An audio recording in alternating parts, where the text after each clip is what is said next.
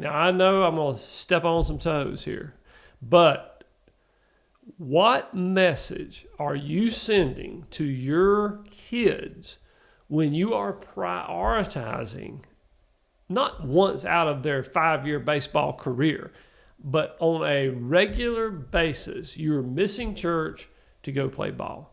You are sending a message, and you need to evaluate, what message am I sending, and what value am I really getting out of this? Is there value in sports? Absolutely.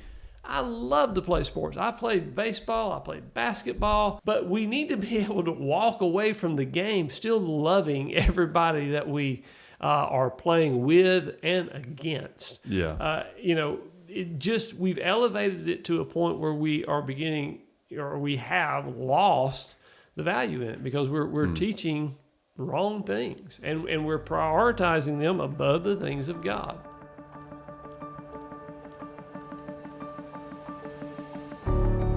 As the culture turns its back on God, many Christians are missing out on the fulfilling life God has for his people. That's why we created the Innerfire Podcast. Join me, Andrew Carroll, and my dad, Scotty, as we confront modern complexities with timeless truth, so that you can be equipped to live out the Word. We hope this podcast is a blessing to you.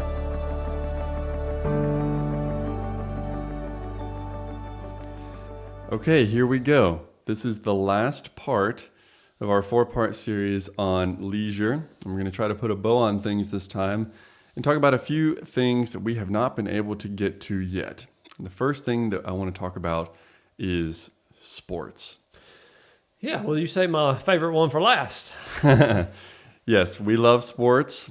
I played sports in school. I know that you did as well. You even coached sports when Jacob and I were playing, and that was really fun. And of course, we continue to play. I still play basketball when I get the chance. I have been introduced to pickleball in recent years, which I also think is fun, and so on. And we observe a lot of sports. We go to sporting events, football games and basketball games and whatnot. So, sports, they seem innocent enough. What moral hazards might there be in sports? What do we need to be aware of as Christians engaging in sports, whether it be playing or viewing or something else? Well, I think the biggest hazard with sports is that we put too much emphasis on it, and we overestimate the value that we think we're getting out of it. With sports, there is certainly value to be had there. It can be entertaining. It's fun. We're using and moving our bodies, so we're getting exercise, which is good for our health. It helps us, mentally, and there's a lot of benefits like that. But I think the trend that we have seen today is that we have come to idolize sports figures, and then we have tried to emulate them in sports, and we have placed so much emphasis on sports that it has it has completely, in some cases, edged out the place of God in our lives. It has become an all-encompassing thing that we do, and we just have to take a step back and say, what are we doing here? Why are we traveling all over the Southeast so that our 12-year-old can play baseball? I mean, is that helpful? At what point do I begin to experience diminishing returns on learning things like pushing through challenges and teamwork and perseverance and losing well and all those different things? Could I play in a local league and learn all those same things? Or, why am I putting so much of my life into these things? I think is what we have to ask ourselves. I think the issue that you're talking about, the incredible emphasis that we put on sports, is one testament among many to the spiritual deterioration of our society. I think it is the case that when you take God out of the picture, then a bunch of gods immediately just swoop in to take his place. Mm-hmm. We're an incurably religious species. And if we are not worshiping the one true God, we will worship something else. Now, we will worship sports. We will worship the political process, and we will begin to idolize politicians. Some people will do it with singers. Some people will do it with other kinds of celebrities. People will start to look to these things for their meaning in life, right?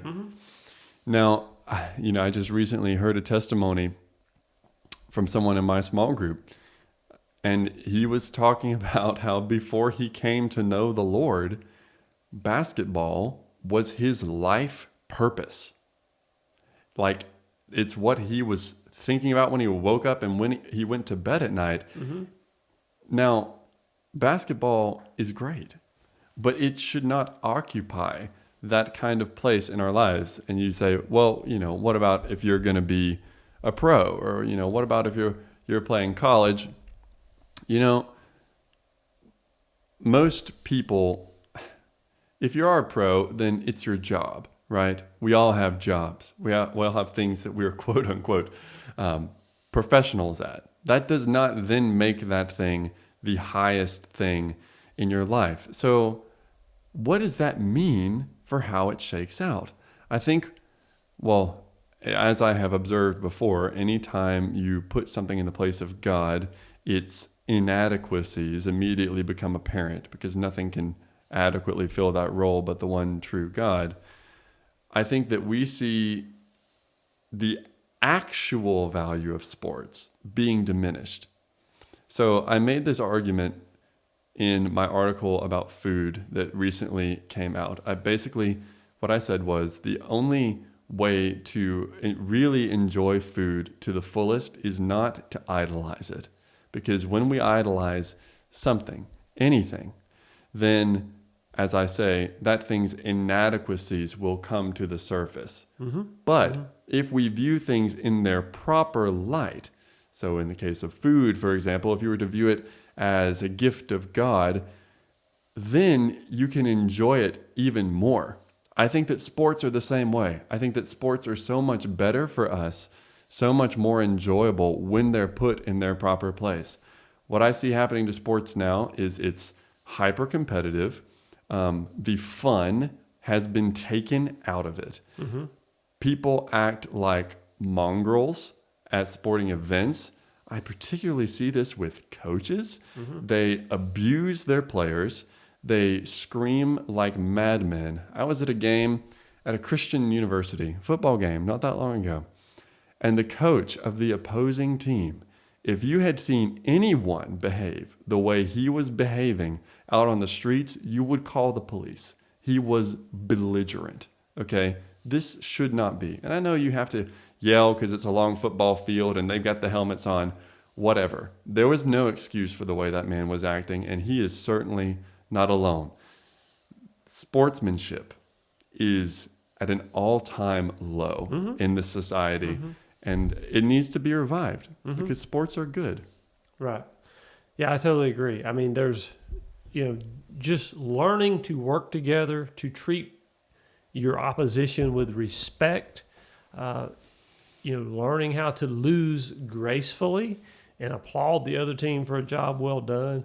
I mean, these are valuable things that we could learn in life. But when the game turns into two parents fist fighting over a ball or a strike call, then we've lost the point of what we're doing, right? That's definitely the case. And I'm going to go ahead and just jump straight to one that really troubles me, okay? And that is missing church to play ball. Okay, now I know I'm going to step on some toes here, but what message are you sending to your kids when you are prioritizing, not once out of their 5-year baseball career, but on a regular basis, you're missing church to go play ball? you are sending a message, and you need to evaluate what message am I sending and what value am I really getting out of this. We've just got to realize, is there value in sports? Absolutely. I love to play sports. I played baseball. I played basketball. I'm very competitive when I play. We played a little pickleball together, and so I love that kind of stuff. But we need to be able to walk away from the game still loving everybody that we are playing with and against. Yeah. We've elevated it to a point where we are beginning, or we have lost the value in it because we're teaching wrong things and we're prioritizing them above the things of God. I mean,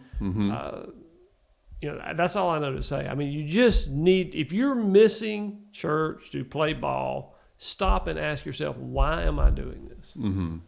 Yeah. So the wrong view of sports, it infiltrates things beyond the scope of sports. I talked about reality last time as conceptualized by a series of patterns that transform. Here's another way to conceptualize reality as a series of games, right? And you can look at sports as a sort of microcosm of reality. And a lot of the things that you do when you play sports are the same things that you do in life. But what I'm concerned about is that people are starting to behave certain ways in these sports games that are wrong, and that should not extend out past the field, past the court, right? It used to be the case that it was good to play sports because you learned how to lose, right? Well, what's the value of learning how to lose? It builds your humility, right? What's the value of learning how to win? It builds your graciousness.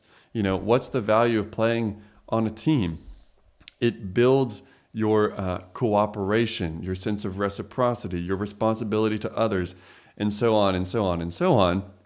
But if you're the guy who, when you lose, let's say, I don't know, you're a football player, you take the helmet off and smash it on the ground, or you break the baseball bat over your knee, or do whatever else, then you're missing the point, right? You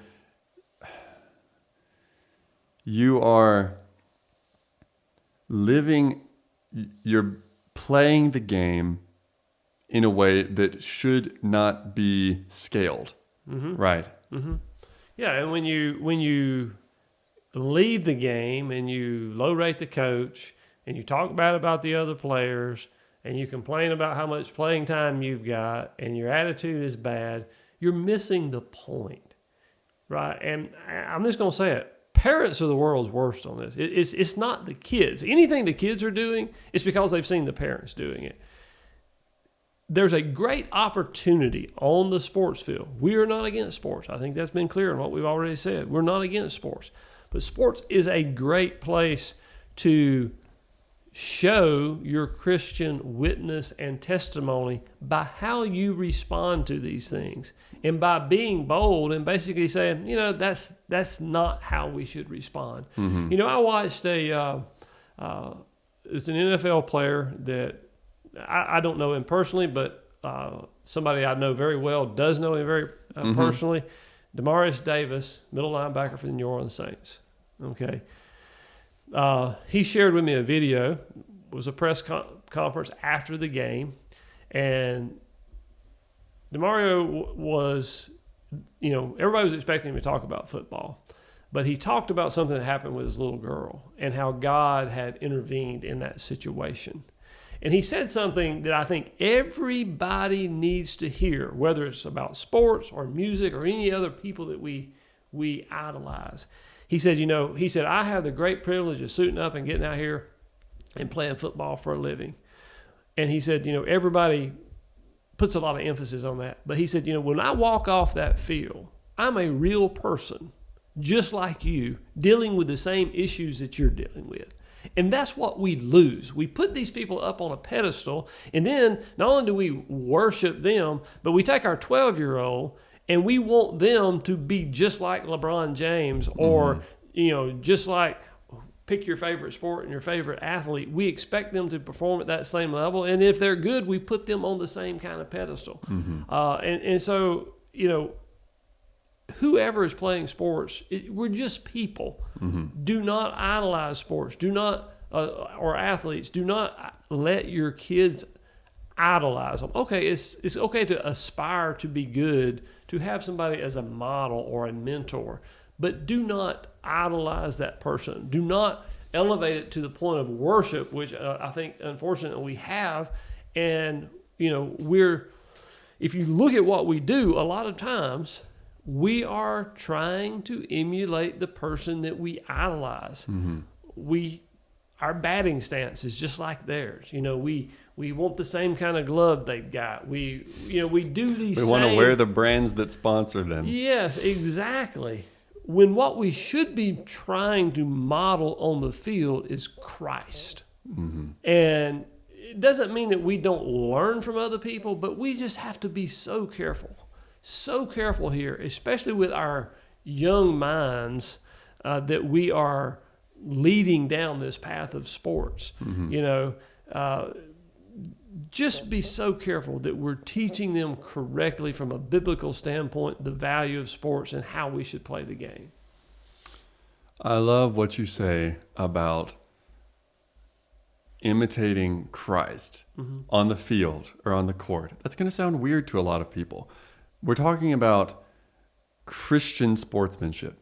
If you can accept that the games we play in sports are games among other games, that they are like the games that we play in life, it's a short step from there to realize that the behaviors that we manifest in those games are going to be either Christian or unchristian, right? And that's certainly worth thinking about, right? So there's some of the behaviors that we've been decrying here, the outbursts of anger, right? That is not representative of Christ's character. The Bible teaches us to be slow to anger, that in our anger do not sin, that the anger of man does not produce the righteousness of God, and so on. You need to run the different behaviors that are in sports through the filter of the Word. If you're going to be a Christian sportsman. Yeah, and the games, you know what? If you do that, the games will be more fun. Here's the advice I would give to parents. And, I'm going to have people that disagree with me. Fine. That's fine. And I'll give a disclaimer here. This is a Scotty opinion. This is not biblically based. But do not go from sport to sport to sport and play sports year round. Limit your kids to one or maybe two sporting activities. Number one, from a busyness standpoint, it's hard to maintain your own sanity and get the things done that you need to do from a Christian life standpoint when you're playing too much ball. I mean, that's just the reality of it. In addition to sports, get your kids involved in some other activities. There's a commercial, if you watch college sports, I forget the exact number, but 95% of college athletes go pro in something other than sports. They become other things. Very, very, it's a minuscule amount of people are professional athletes. So why not teach your kids something that will go with them for life? You can't always play football. You get older and your body doesn't hold up to it. You can always play piano. I mean, you get on YouTube, you can see plenty of 80-plus-year-olds playing piano superbly. Why not learn a skill like that or something else? If you just look at the sheer volume of time that we put into these things. The other thing I don't like is we put kids that play sports on a pedestal above all other kids. Right? I mean, when I was in school many moons ago, we gave out awards for sports and we put people on a pedestal while often overlooking the other achievements of other kids that were equally impressive, And so, we just don't need to do that. We need to be encouraging kids in other areas and not glorifying sports beyond what is reasonable. Yeah, and to the degree that you do play sports, make sure that your child is playing sports in a way that you would like them to play the other games of their life, right? And, here's a radical idea for some of us to hear. I like how you say, put your kid in one or two sports, and you just assume that the listener knows that you're talking about sports leagues. Right. Let's not forget that sports are games. The leagues and whatnot are formalizations of those games. You don't ever have to join a league or join an official team in order to play sports. And I think probably the best sports, at least at this point, are played in informal scenarios. I mentioned pickleball earlier. Pickleball is exploding in popularity right now. And I think part of the reason for it is it has not been swallowed by the monster that is American, or perhaps I should say Western sports yet, right? No one watches pro pickleball, right? No one watches college pickleball. It's something that people just play for fun and for the love of the game, right? Right. That's something we've lost. It doesn't mean that we're not vehemently trying to win when we're on the court, right? I mean, that's not what we're saying here. You can be very competitive, but we must learn to be competitive in a godly way, right? Well, there are more important things than winning. Like I'll tell you one of the pieces of Andrew's moral philosophy, okay? I believe that any virtue taken to an extreme becomes a vice.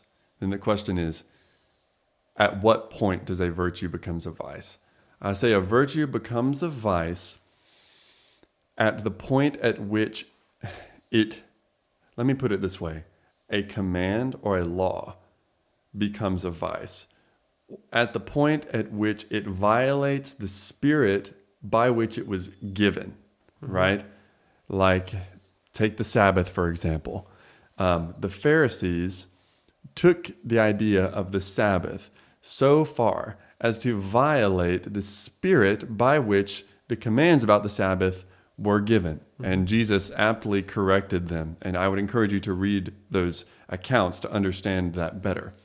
Winning is the goal of sports.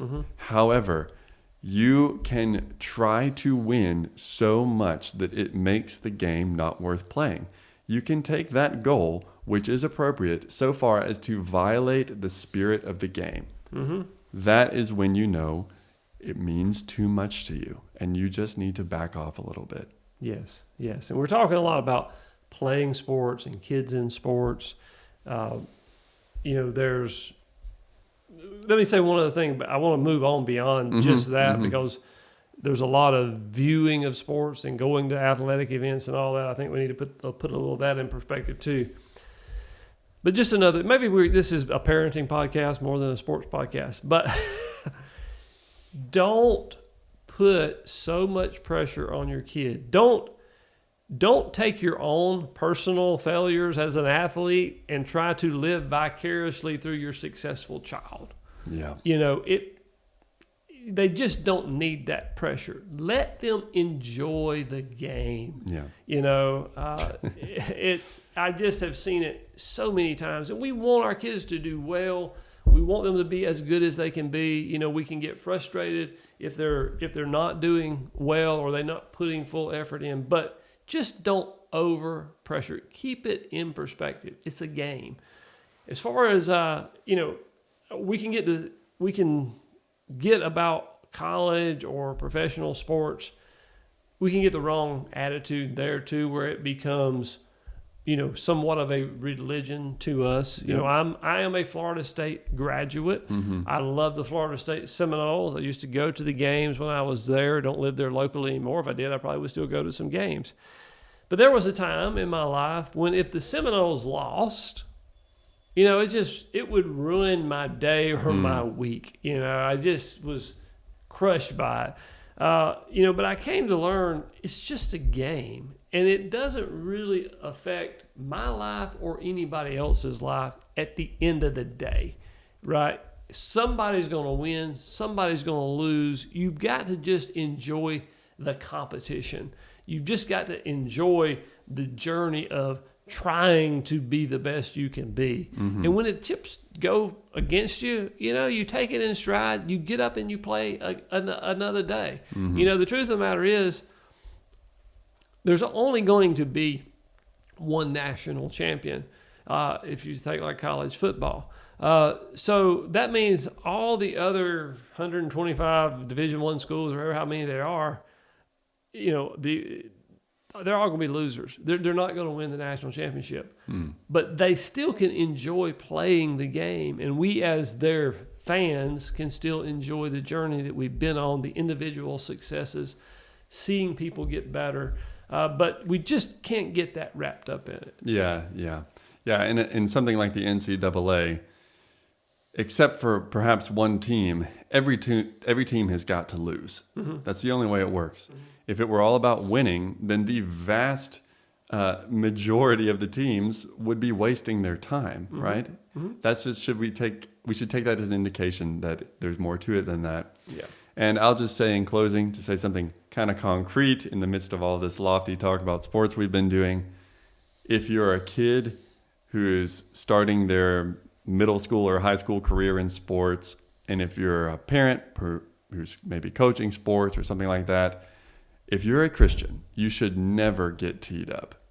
And for those who don't know what that means, you should never get a technical foul, which is I guess I could probably define it as some kind of violation of sportsmanship, right?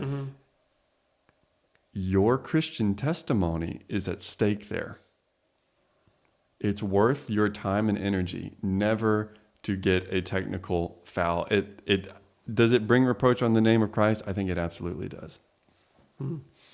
Yeah, that's a real challenge there. I can say from being a coach, that is a challenge, but I don't disagree with you with that. We need to keep ourselves in check. Well, that's enough about sports. I think we need to spend a little time with books. Books are a form of entertainment. Some people might not think so, but there are a lot of books that are intended primarily to entertain, and even those that aren't can be a form of entertainment to those who like to read. I think this is the last one that we're going to talk about that has to do with input, right?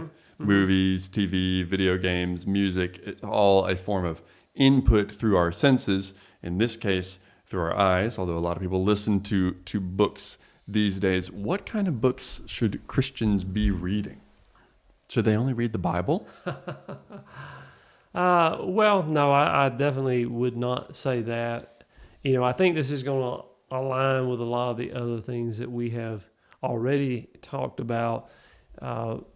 We need to understand the content of what we're reading before we start on it.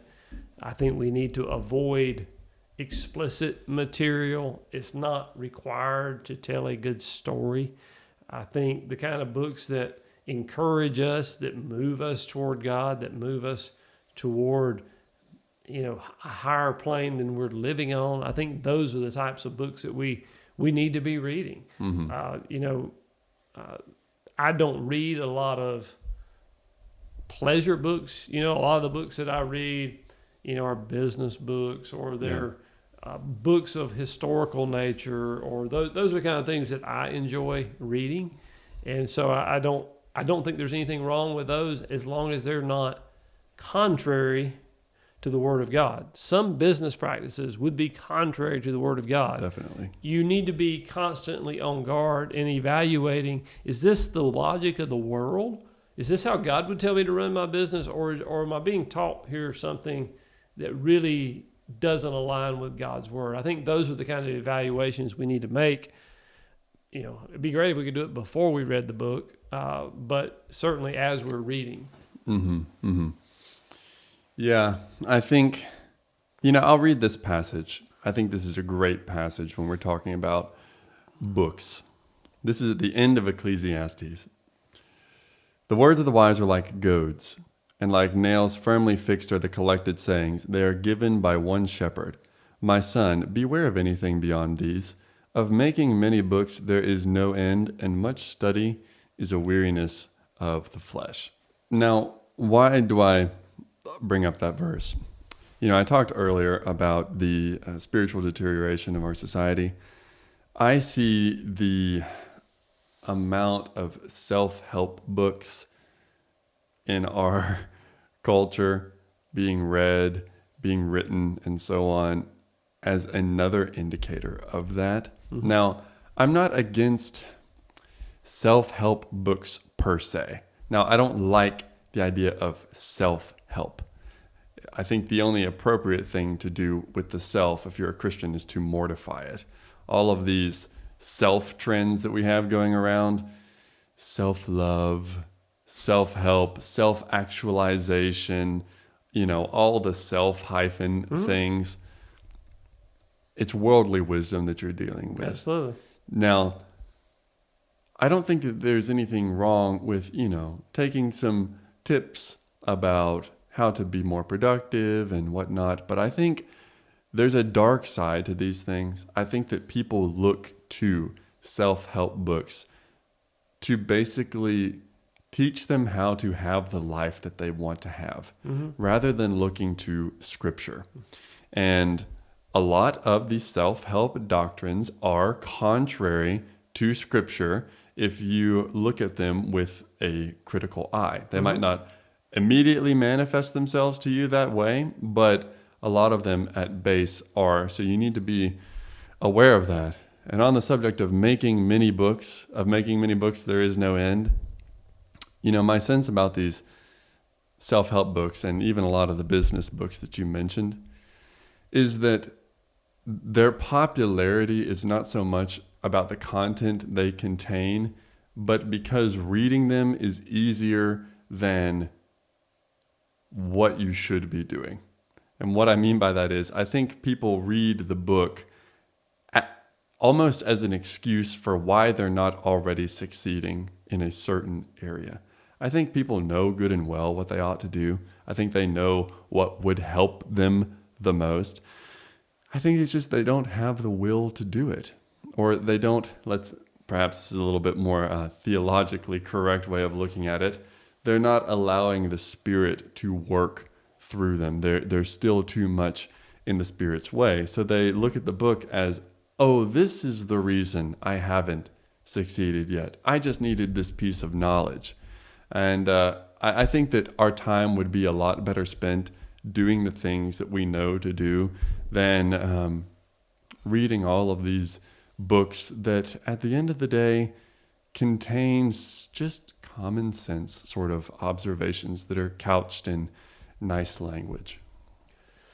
Well, I would say there are some books that definitely are helpful, right? And business books that are helpful that give you a new way of thinking on things. That being said, most of the most successful books are really teaching biblical principles in some form or another. If they don't align with biblical principles in the long run, they're probably not going to be successful. So I'm not against reading those books. Sometimes do we read the book because it's easier than actually going out and doing it? Yeah, probably so. We enjoy that more. It's hard work to implement these things. But I wouldn't throw the books out, you know what I'm saying? Or say that everybody, we should just common sense our way through this. I would say that we can study the Bible for how to do business, if it's a business book or some other self-help book, whatever totally that agree. is. We can study the Bible to learn what are those biblical principles. Sometimes the books just give us practical things to help us apply those principles in a better way or a more efficient way. So don't neglect the Bible in your study of the other things. Don't assume that the Bible can't tell you how to run a business or how you ought to improve yourself. It definitely does tell you those things. Yeah, I agree with that. I agree with that. Now, all of that has to do with nonfiction. There's also the fiction world to consider, and a lot of the observations there are going to be similar to the observations we've made about other forms of entertainment. There are good stories and there are bad stories. And I think that some of the fiction that has been really popular in modern times is not very good. I think some of it is. I mean, there are always going to be great storytellers out there that just because something's new, that doesn't mean that it's bad. Right. So not to implicate all modern writing there, but yeah, you need to use discernment there too. Now, some people are very wary of the fantastical stories that you often find in literature. They're like Harry Potter is a great example. Harry Potter has to do with sorcery, and that makes a lot of Christians very nervous. And while I appreciate their intentionality and the critical eye that they're bringing to bear on the situation, I think that kind of criticism is a little bit misplaced when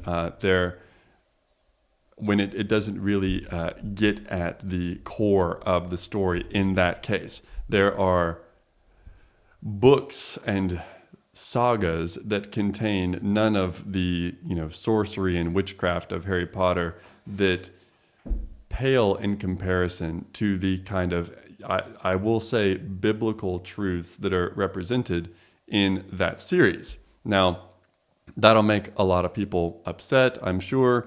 That's fine. I've never met anyone who was upset about Harry Potter who was also upset about Lord of the Rings, even though it contains all of the same things. So if you're a person listening to this podcast who rejects both, please reach out, because I would love to talk about that. But as of yet, I have never met one. Yeah, well, I'm sure there's probably people that are not familiar with either one and may speak badly against both of them. What makes a story like Harry Potter resonate so much is that it paints a picture that reflects the archetypes that are common to all of man. And oftentimes it comes down to the battle of good versus evil. And, that's what we relate to. I think that's what resonates with us on those stories, whether it's around the themes that Harry Potter uses or the themes of a lot of the other classic literature. There's different ways to approach the same story, but they're basically telling the same story using different characters, if that makes sense. Yeah, in different mediums, right, through which the story plays out. Right. Yeah, someone who's read Harry Potter and has really dug into it will realize that ultimately in Harry Potter, love conquers all. And that is similar to the way the story of the Bible concludes. Love conquers all in the Christian mythos, I'll say, as well. Now, there are some books in which, there's some stories, I'll say, in which love does not conquer all, right? The protagonists are not good, right? The antagonists are not evil, and the battle is not a genuine one. It doesn't reflect the structure of reality properly. And I think that's really what we need to be keyed into. Yes, no, I totally agree. Yeah, so be careful as you're selecting your books. We have one more thing to cover in the topic of leisure, and that is our hobbies. We spend a lot of our leisure time on hobbies, depending on how devoted to them we are. So what are the spiritual implications of our hobbies? Are hobbies just a waste of time and a waste of money? Or is there something good about them? What do you want to say about that? Yeah, I think hobbies can be good if we keep them in their proper place. We can become so into our hobbies that it becomes a distraction from our spiritual growth. I think that's the biggest thing, the biggest threat to a hobby that we have. So that's what I would caution people to be on guard with. I mean, there's such a wide variety of hobbies. I mean, there's thousands of different hobbies you could get into. I think that's the common trait, is you just have to look at what resources am I putting into the hobby, how much time and money resources, and is the hobby as a whole improving me from a spiritual standpoint, or is it detracting from me from a spiritual standpoint? And these are difficult questions because we love our hobbies. Yeah. We enjoy doing them. And so, and I think, depending on what the hobbies are, like I said, there's such a wide variety.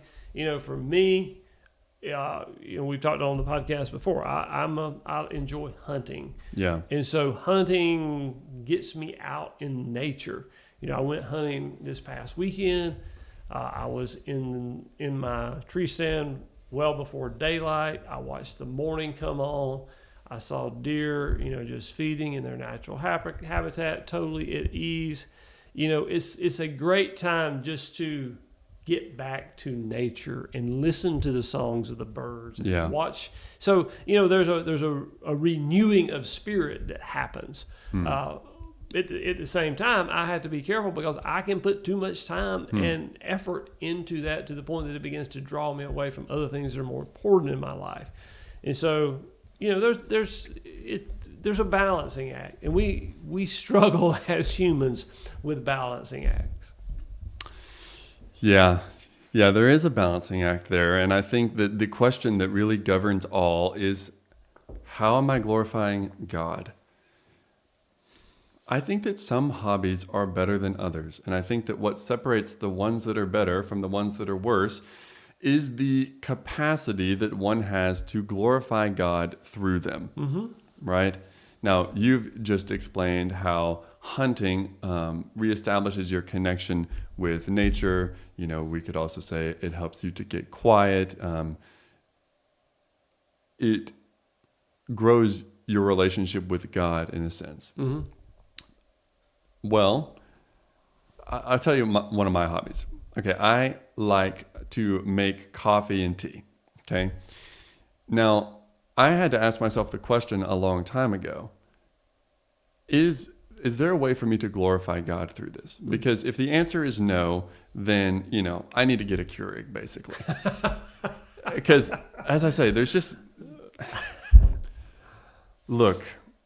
We're talking about a lot of lighthearted things today, but my heart is heavy because of what's going on in Israel and in the Middle East. Absolutely. There is a lot of evil in this world, and the only bulwark against that evil is the Spirit of Christ indwelling His people. That's the only salve we have for the viciousness that characterizes this world, that characterized the world of Noah, that characterizes our world today.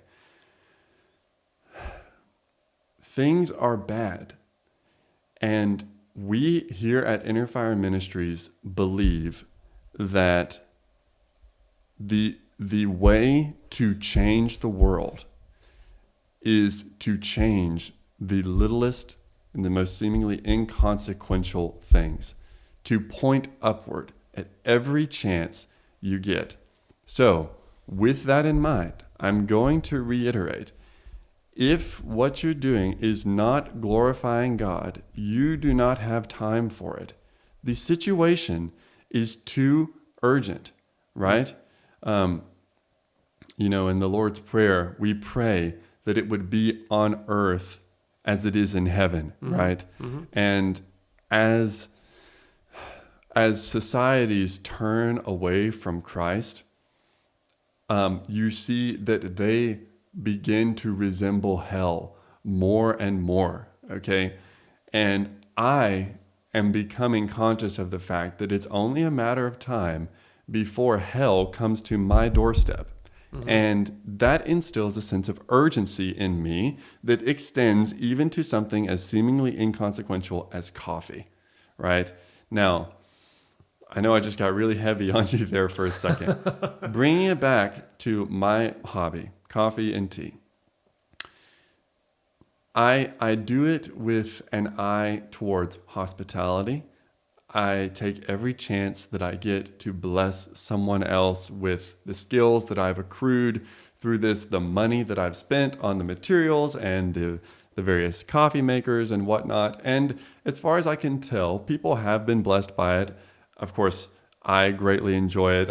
I've been blessed by it. And I try to do it in a way that is excellent, that, perhaps the Lord can use for even greater purposes down the road. Okay, not necessarily to name names or anything, but there are some hobbies with which you're going to have to work really hard to benefit anyone else in doing them. So I think, as human beings, I think we have enough interests that we can leave those things aside and try to pursue the more fruit-bearing hobbies that we might pursue.